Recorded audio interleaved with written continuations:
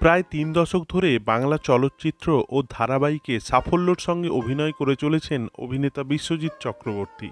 কৌতুক চরিত্র হোক বা সাধারণ যে কোনো চরিত্রে দুর্দান্ত অভিনয়ের মাধ্যমে দর্শকদের মন জয় করে রেখেছেন তিনি। আপনারা শুনছেন ওল্ড গপ্প। আজ ওল্ড গপ্পে থাকছে এই অভিনেতার বর্ণময় জীবনী। ভিডিওটি শেষ পর্যন্ত দেখার অনুরোধ রইল। 29 অক্টোবর 1948 সালে কলকাতায় জন্মগ্রহণ করেন বিশ্বজিৎ চক্রবর্তী। তার বাবা ছিলেন পেশায় ডাক্তার, তবে তিনি নাট্য অনুরাগীও ছিলেন। ছোটবেলায় কাকার ঘরে খাটের উপরে তৈরি মঞ্চে পাগলা দাশু নাটকে প্রথম অভিনয় ছোট্ট বিশ্বজিতের।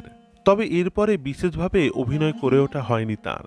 তবে বিশ্বজিতের সিনেমায় আসাটা মোটেও সহজ ছিল না। 1981 সালে বাবা মারা যাওয়ার পর জীবন বয়েছিল অন্যদিকে। রোজগারের তাগিদে কাজে নামতে হয় তাকে। পরিচালক প্রভাত রায়ের পাপি ছবিতে প্রথম অভিনয় করেন চিরঞ্জিতের বন্ধুর ভূমিকায়। এখন পর্যন্ত তিনি প্রায় 140টিরও বেশি ছবিতে অভিনয় করেছেন। বিশ্বজিৎ চক্রবর্তী অভিনীত চলচ্চিত্রগুলি হল প্রেম আমার, চ্যালেঞ্জ, লে ছক্কা, আওয়ারা, ভূতের ভবিষ্যৎ, মামা ভাগ্নে প্রভৃতি উল্লেখযোগ্য। তবে এখন বাবার চরিত্রে দারুণ মানায় তাকে। এছাড়াও কৌতুক অভিনয়েও তিনি সাবলীল অভিনয় করে থাকেন।